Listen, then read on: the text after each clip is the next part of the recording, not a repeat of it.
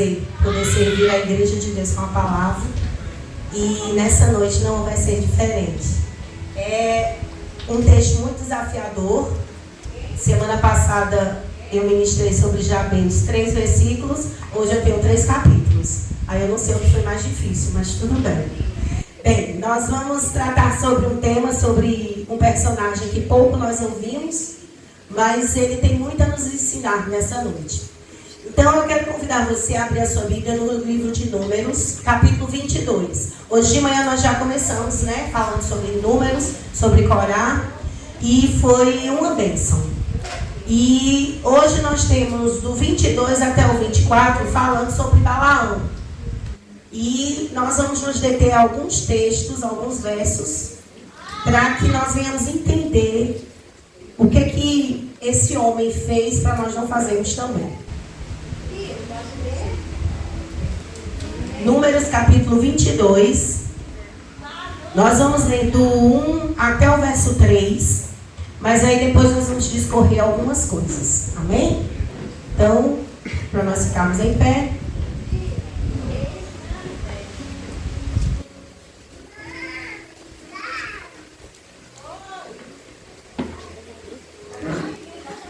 Números, capítulo 22, verso 1, diz assim: Tendo partido os filhos de Israel, acamparam-se nas campinas de Moabe, além do Jordão, na altura de Jericó. Viu, pois, Balaque, filho de Zippor, tudo o que Israel fizera aos amorreus. Moabe teve grande medo deste povo, porque era muito, e andava angustiado por causa dos filhos de Israel. Amém? Pode sentar, meus irmãos.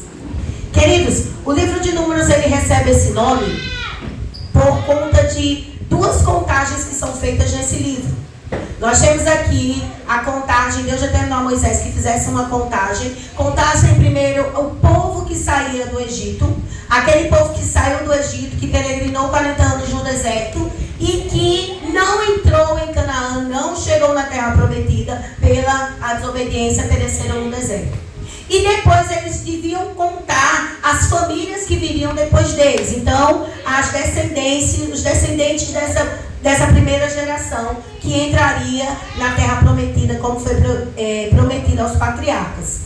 E aqui nesse momento, Israel estava como? Aonde é que estava Israel? Israel estava na campanha da posse da terra prometida.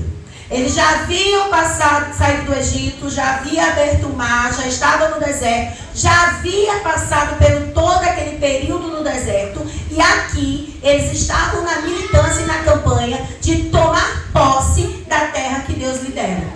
E aí o que acontecia? Eles estavam então travando guerras contra os povos que estavam na terra que seria de Israel. E ali então eram povos pagãos, povos que não conheciam a Deus, conheciam a Deus de ouvir falar dos feitos de Deus no deserto, dos feitos de Deus no Egito. Quer dizer que mais ou menos 40, 45 anos de feitos de Deus era conhecido por esses povos. E de uma certa forma, de uma certa maneira, esses povos tinham medo de Israel, porque Israel vinha arrasando com tudo. Primeiro eles foram os cananeus. Aí o rei Arad então fez o quê? Teve vitória, perdeu para o povo de Israel. Deus deu vitória ao povo, mas aí o que aconteceu? O povo estava murmurando, como sempre. O povo ganhou da vitória contra o rei cananeu, o rei Arad, tomou posse daquela terra, mas o povo estava ainda murmurando e reclamando, porque estavam querendo ainda voltar para o Egito.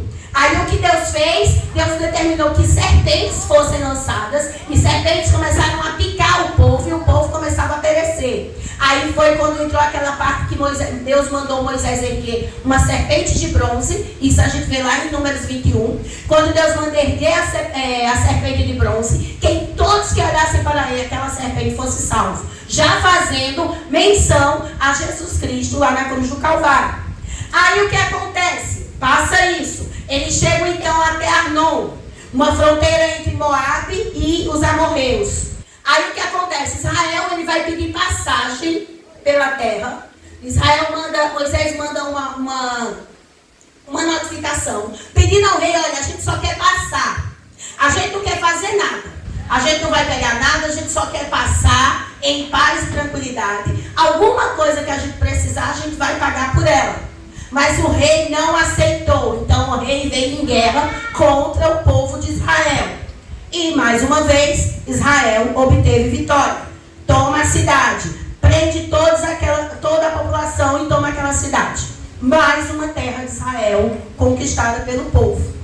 Aí então o que acontece? Eles vão e entram em outra peleja contra a cidade de Mazã. Aí o rei Og vai lutar contra Israel. Também perde. Israel é vencedor. E aí depois dessas campanhas, dessas guerras, dessas lutas, finalmente o povo chega às Campinas de Moabe. A gente sabe o que é Campinas. São terras verdes, tranquilas, com árvores, um lugar para descansar. E aí aquele povo, aquele acampamento todo, acampa naquele lugar. Pouco tempo antes de chegar em Jericó, eles pararam ali. E aí então começa toda a nossa narrativa, a nossa história. Quando eles chegam a Moabe, o rei de Moabe, Balaque, se apavora. O rei de Moabe chega lá no alto, contempla o acampamento de Israel e ele pensa, deu ruim para mim. O que aconteceu então? O povo Moabe então, Balaque então começou. Vai acontecer o que aconteceu com as outras nações comigo. Vai acontecer com o meu povo o que as outras nações, Israel fez com as outras nações. E ele começou então a se apavorar. E com isso o que ele fez?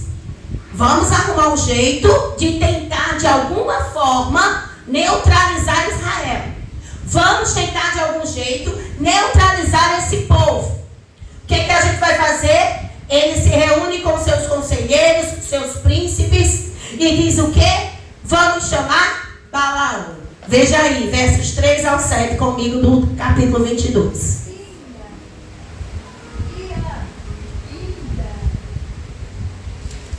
Pelo que Moabe teve grande medo, versos 3, a partir do 3. Moabe teve grande medo deste povo, porque era muito, andava angustiado por causa dos filhos de Israel. Pelo que Moabe disse aos anciões dos midianitas, agora lamberá essa multidão tudo o que houver ao redor de nós, como o boi lambe a erva do campo. Balaque, filho de Zippor, naquele tempo era rei dos Moabitas. Enviou ele mensageiros a Balaão, filho de Beor, e a Petor, que está junto ao rio Eufrates, na terra dos filhos de seu povo, a chamá-lo dizendo, eis que um povo saiu do Egito, cobre a face da terra e está morando de frente a mim. Vem, pois, agora, rogo-te, amaldiçoa-me este povo, pois é mais poderoso do que eu, para ver se eu poderei ferir e lançar fora da terra. Porque sei que a quem tu abençoares, será abençoado, e a quem tu amaldiçoares, será amaldiçoado. Então foram-se os anciãos dos Moabitas e os anciãos dos Midianitas, levando consigo o preço dos encantamentos, e chegaram a Balaão e lhe referiram as palavras de Balaque. Então eles foram para trás de Balaão. Aí a gente precisa saber quem era esta criança, quem é este homem.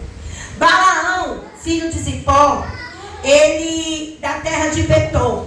A terra de Petor era uma terra que era muito conhecida por ser o berço das religiões pagãs. Era um lugar que ali toda a divindade tinha seu lugar, seu direito, seu espaço, sua adoração.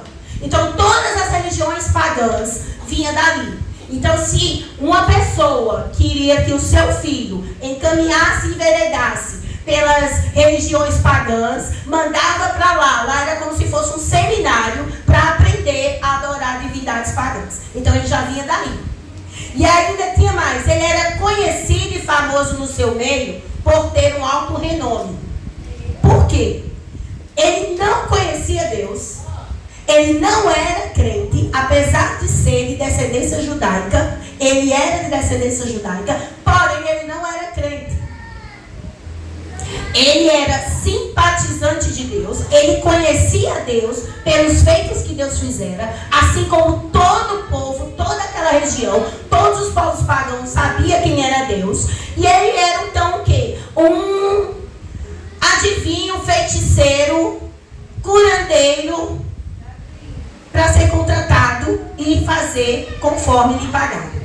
E Balaão então foi o quê? Um adivinho contratado para amaldiçoar Israel por dinheiro e fama. Mas o tiro dele saiu pela culatra. Por quê? Ele foi obrigado a abençoar o povo de Israel. E aí então ele recebe as profecias, recebe os direcionamentos. O coração dele é instigado pelo dinheiro e pela riqueza e pela honraria que ele iria receber pelo rei, mas ele fez aquilo que ele não queria fazer. E aí é onde nós vamos entrar.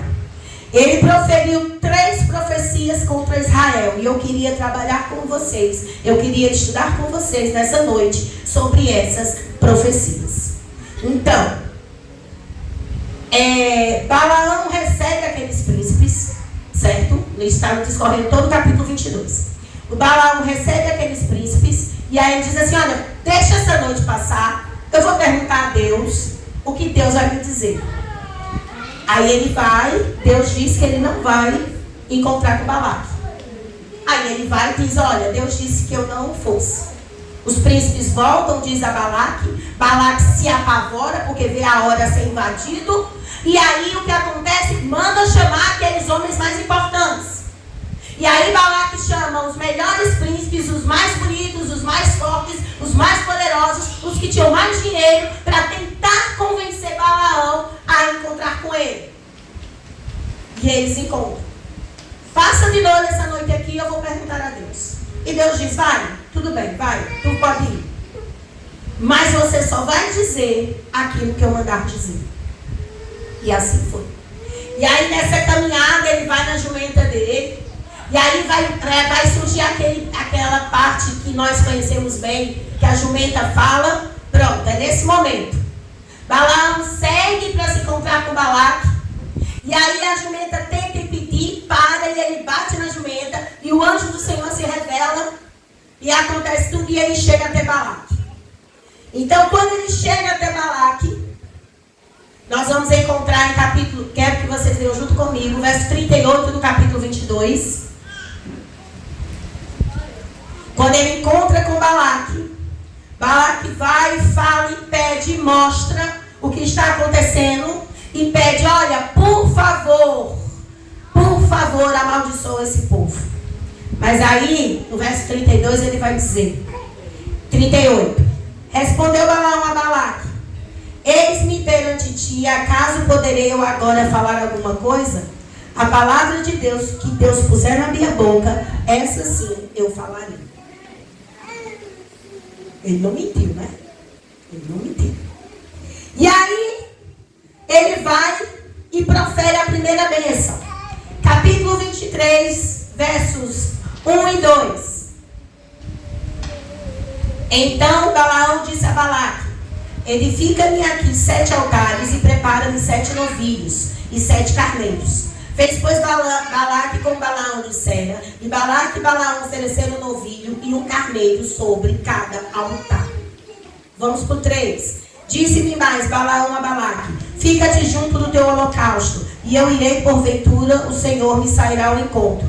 O que me mostrar, te notificarei. Então subiu ao morro de Zoom. Primeiro, ele vai e encontra Balaão. Balaão encontra com Balaque. Balaque diz, Balaão diz o que ele falou, né? Que Deus só vai fazer o que Deus mandou. E Balaque, ele vai dar as diretrizes a Balaque. Ó, faz um altar. Monta aí um altar. Prepara 7 altares, novilhos e carneiros e sacrifica. Isso é um tipo padrão de adoração pagã. Esse tipo de adoração é um tipo de adoração totalmente pagã. Por quê? Porque se você observar, quando nós estamos lá lendo Levítico, quando nós estamos estudando o Deuteronômio, quando Deus Deus diz a Moisés como orientar os sacerdotes e os levitas para que façam sacrifícios a Deus, não tem nada a ver. Você não vai ver Deus dizendo, pegue 7, pegue isso. Não, é um cordeiro perfeito sem mácula, é uma oferta, pode deixar, é uma oferta perfeita sem mácula. Esse tipo de altar eram altares feitos para deuses pagãos. Aí já começou errado a maneira de tentar adorar a Deus. E aí fizeram. E aí ele dá uma vai dizer, olha, você fica junto, né? Balaão diz a Balaão, olha, fica perto do altar, que eu vou perguntar a Deus o que Deus vai dizer, para ver o que acontece. Mas aí, o que acontece? Primeiro, nós observamos que Deus não aceita sacrifício de touro. O sacrifício para Deus precisa ser perfeito. Primeiro precisa começar no meu coração e no seu. O coração de Balaão estava em qualquer lugar, menos em adorar ao Senhor. O sacrifício de Deus precisa ser perfeito. E aí a gente vai para o verso 7 até o verso 10. Olha aí, a primeira tentativa que Balaão tem de amaldiçoar Israel. Porém, não há maldição. Olha o que ele diz. Então proferiu a sua palavra e disse, isso é Balaão. Balaque me fez vir de Arã, o rei de Moabe, dos montes do Oriente. Vem, amaldiçoa-me a Jacó e vem denunciar a Israel. Aí Balaão responde, como posso amaldiçoar a quem Deus não amaldiçoou? Como posso denunciar a quem o Senhor não denunciou? Pois de cima das penhas vejo Israel, e dos outeiros o contemplo. Eis que é o povo que habita só, e não será reputado entre as nações. Quem contou o pó de Jacó, ou enumerou a quarta parte de Israel, que eu morra a morte dos justos, e o meu fim seja como ele. Passei uma maldição, acabou, viu?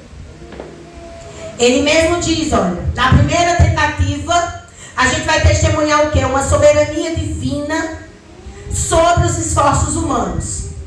Nós vamos observar aqui que Deus usou em todo tempo, em todo momento, ele foi usado por Deus contra a vontade dele para fazer o que Deus queria. E aí, o que ele queria de maldição, a primeira palavra foi, como poderei eu amaldiçoar o que Deus já abençoou?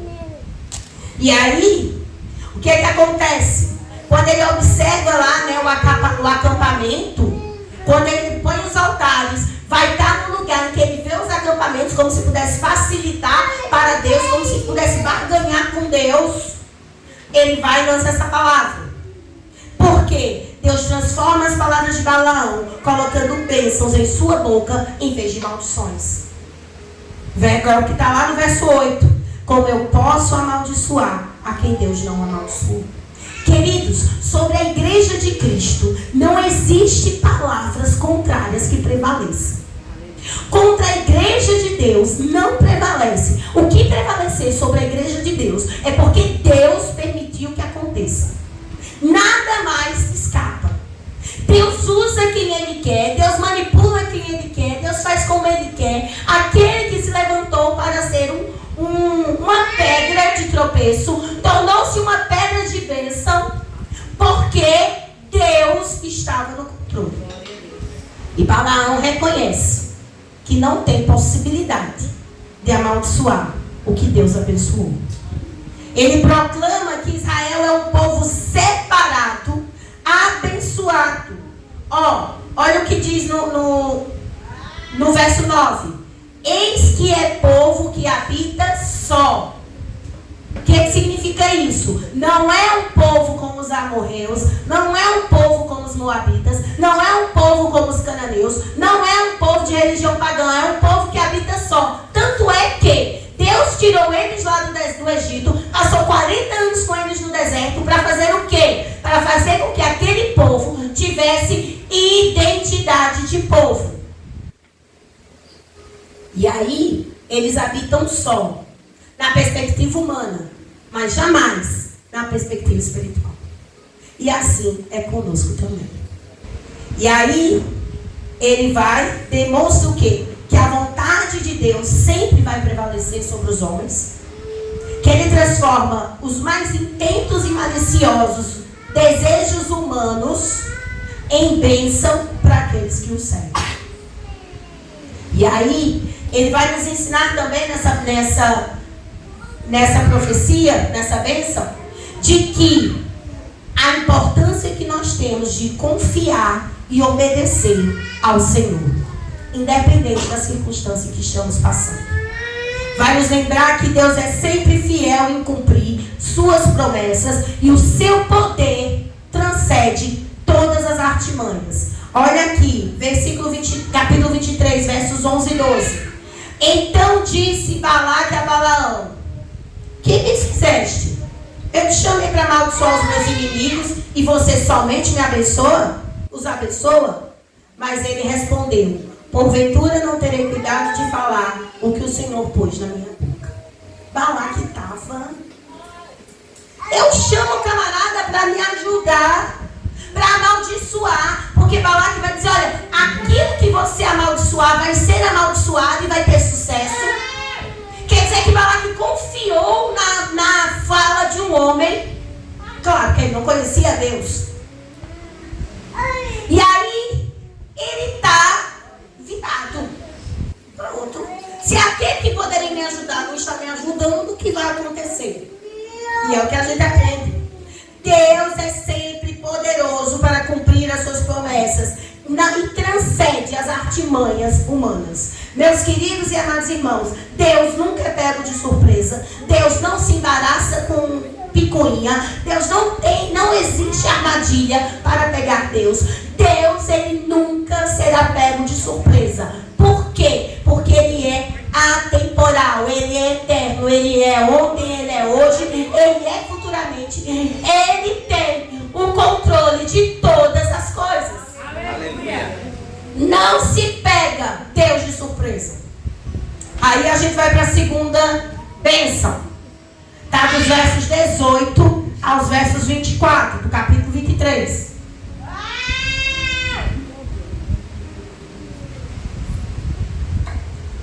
Então, proferiu ele a sua palavra e disse: levanta-te, Balaque, e ouve.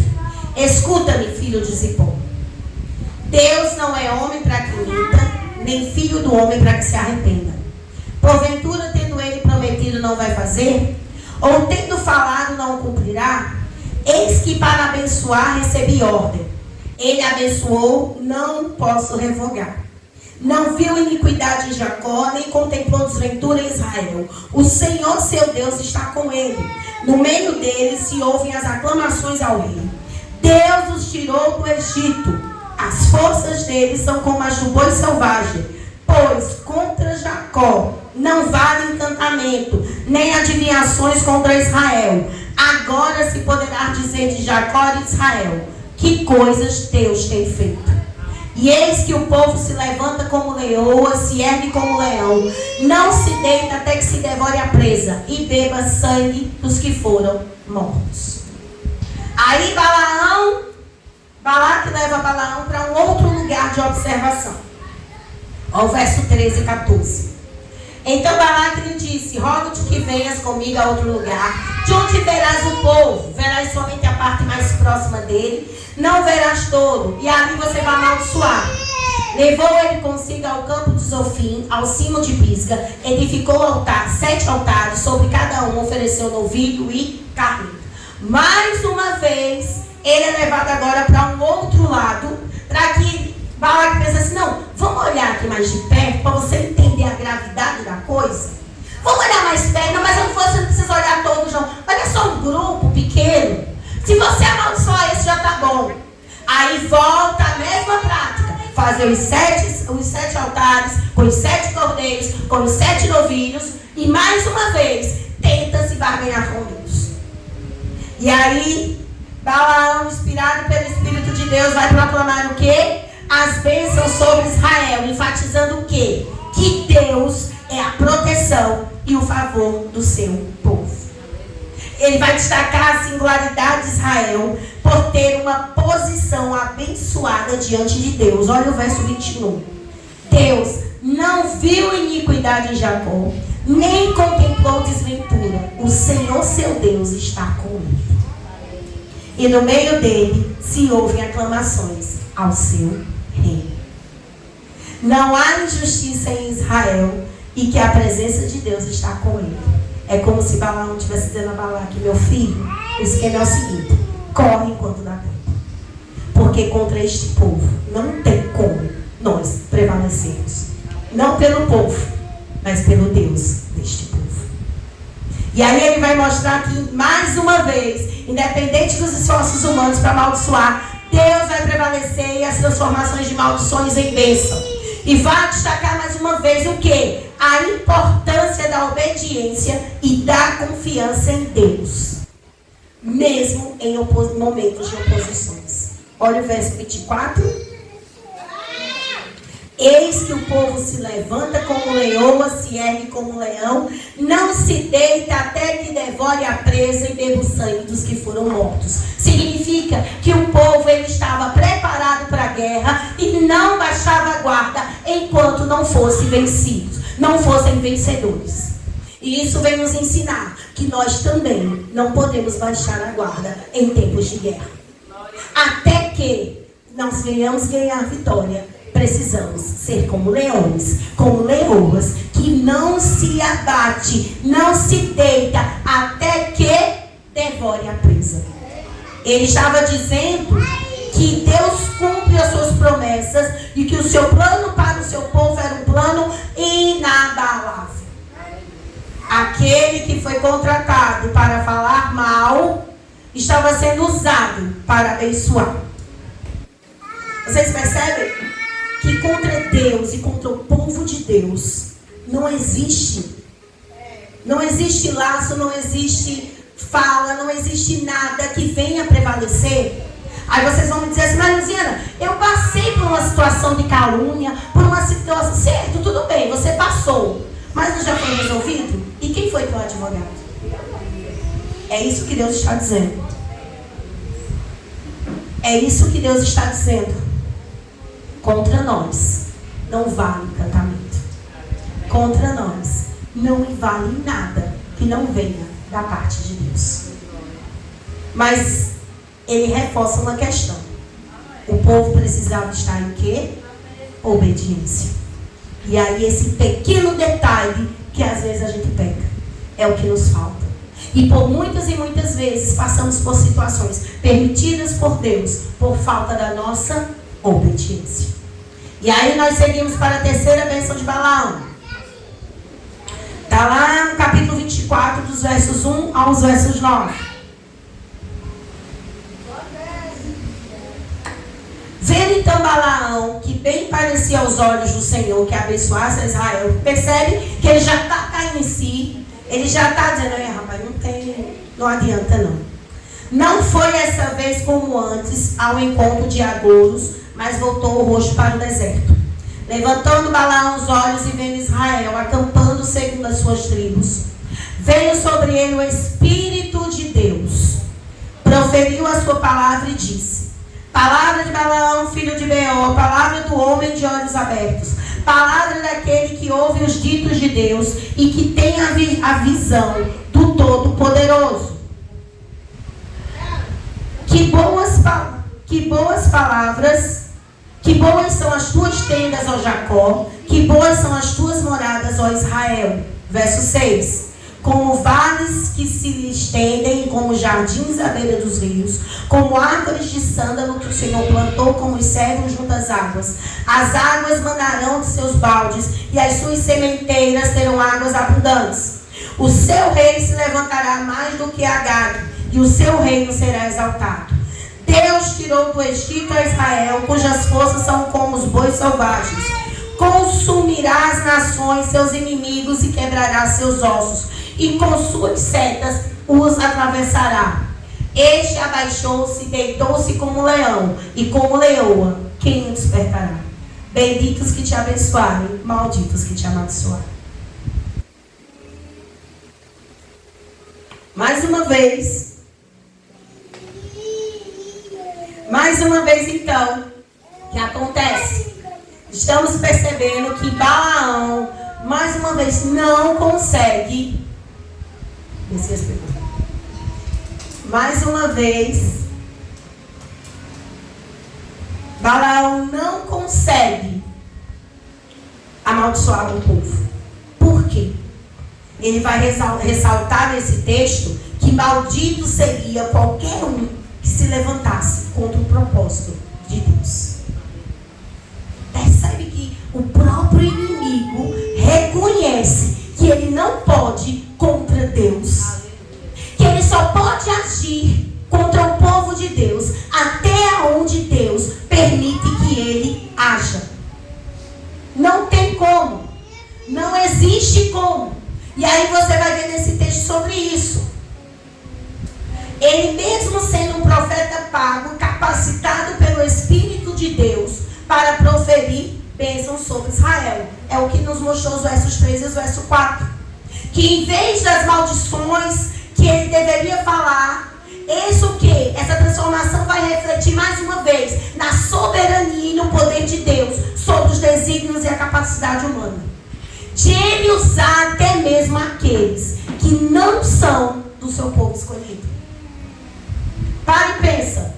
Quantas vezes Deus usou o ímpio para te abençoar? Eu posso fazer uma lista.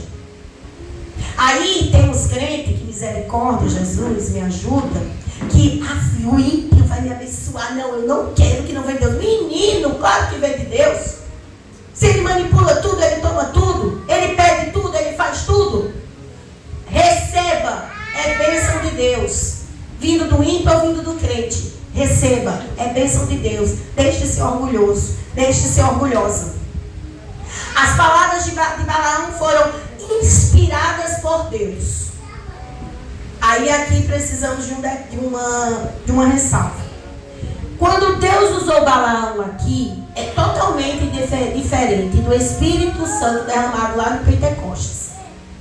Aqui Balaão recebeu o Espírito de Deus para este fim, para esta determinação pelo próprio Deus. Não vai dizer que Balaão era cheio do Espírito Santo, falava e marchava. Não é, porque não era crente. Ele foi usado por Deus. O Espírito de Deus tomou posse dele para este fim. Não tem nada a ver com o Espírito Santo lá de Atos. Certo? Por quê? Porque depois vocês lá em casa poderiam fazer essa confusão. E eu sabendo, as ovelhas meninas que eu tenho, vão chegar essas perguntas para mim, eu já estou adiantando. Então, e aí ele vai, inspirado por Deus, ele vai descrever que a nação de Israel é como tenda e jardins no ribeiro. É muito lindo. Olha o verso 5. Que boas são as tuas tendas, que boas são as tuas moradas. Como o vale se estende como jardins à beira dos rios, como árvores de sândalo que o Senhor plantou como cedro junto às águas. Sabe o que significa? Tendas significa o quê? Tenda é a casa daquele povo. Então o que é a sua casa? É a sua segurança. Aonde você mora, é onde você descansa, é onde você alimenta, é onde você fica, aonde você é você. Para aquele povo, aquelas tendas eram um descanso, era segurança. E aquele jardim junto aos ribeiros significava prosperidade e abundância. Ribeiros são rios, águas, jardins, nos remete a árvores, frutas, alimento. Então, o que Balaão estava dizendo, olha, aquele povo é um povo seguro e um povo próspero. Por quê? Porque o próprio Deus que plantou eles. Nós fomos plantados na casa de Deus para prosperarmos. Nós fomos plantados na casa de Deus para frutificarmos. E quando nós estamos plantados em Deus, os nossos frutos são bons. E quando os nossos frutos são bons, nós podemos aprender que não existe nada que venha nos atingir e nos tocar. Por quê? Porque estamos seguros em Deus.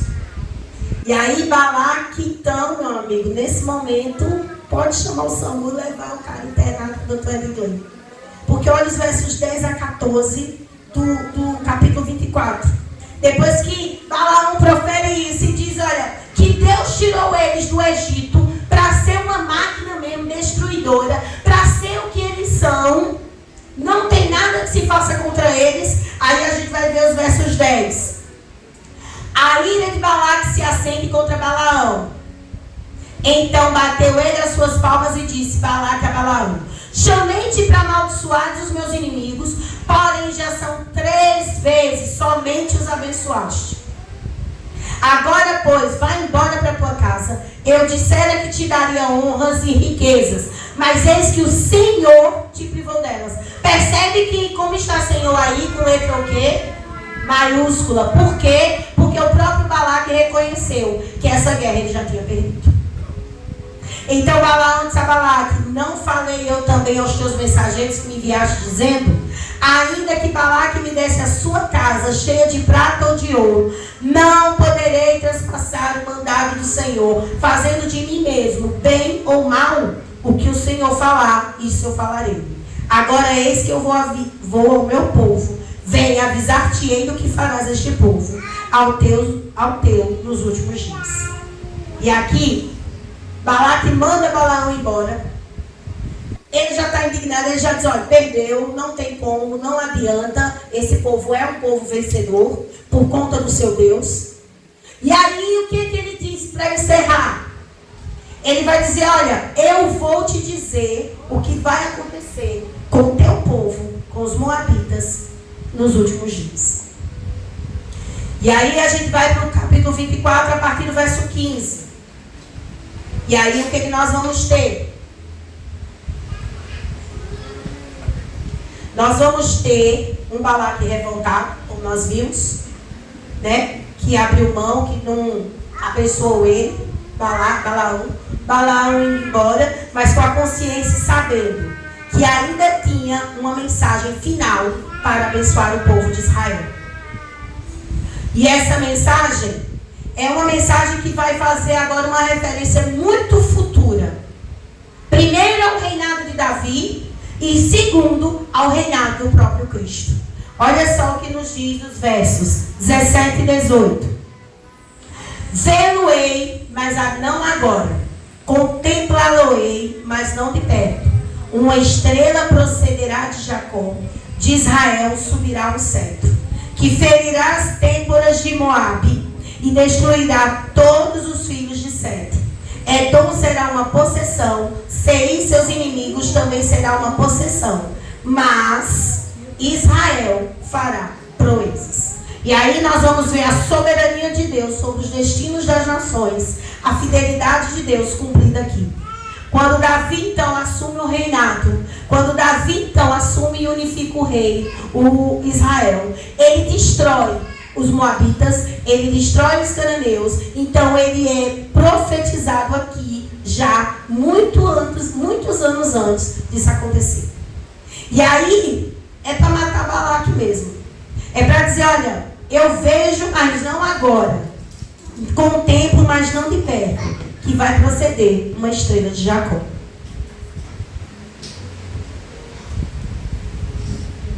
E aí, mesmo quando o Balaão é confrontado com todas as oposições, Israel ainda assim pode confiar na proteção e no favor de Deus.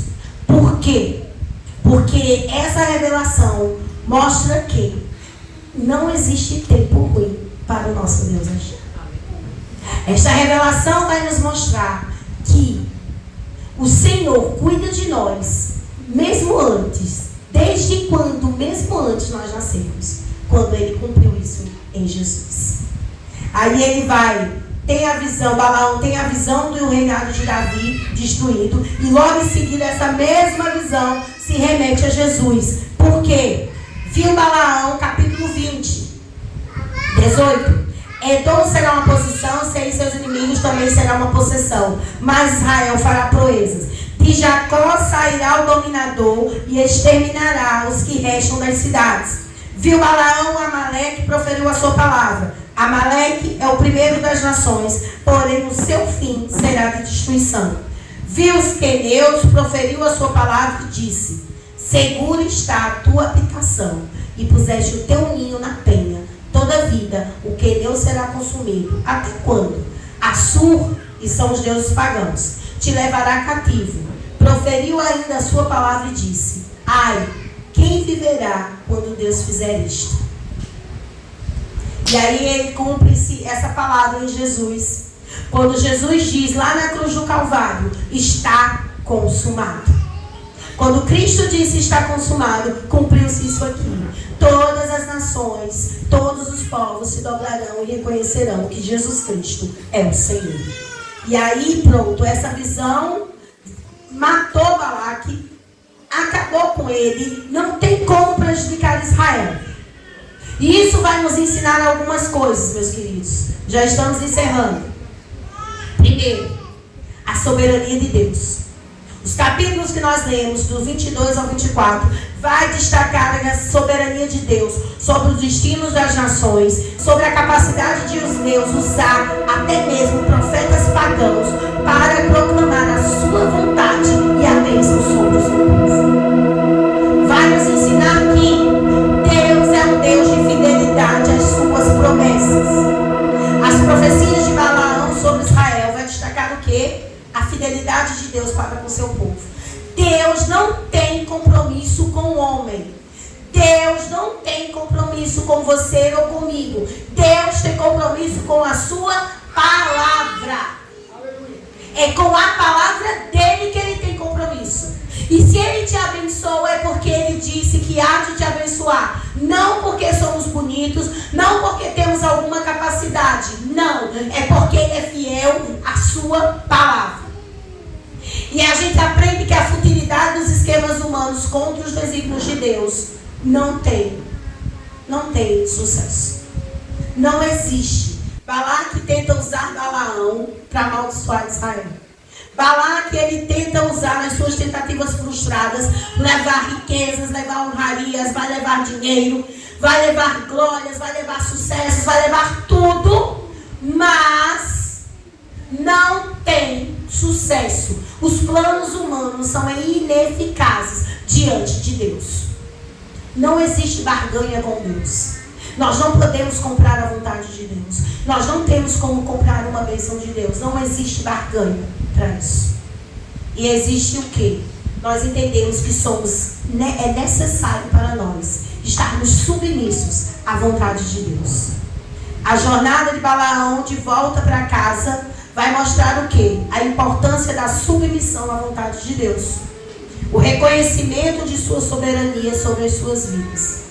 Nós precisamos entender, queridos, que nós somos submissos a um Deus Todo-Poderoso, Criador de todas as coisas, que tem as suas vontades, que executa a sua vontade conforme o seu querer e a sua vontade. E nós precisamos acatar isso, querendo nós ou não.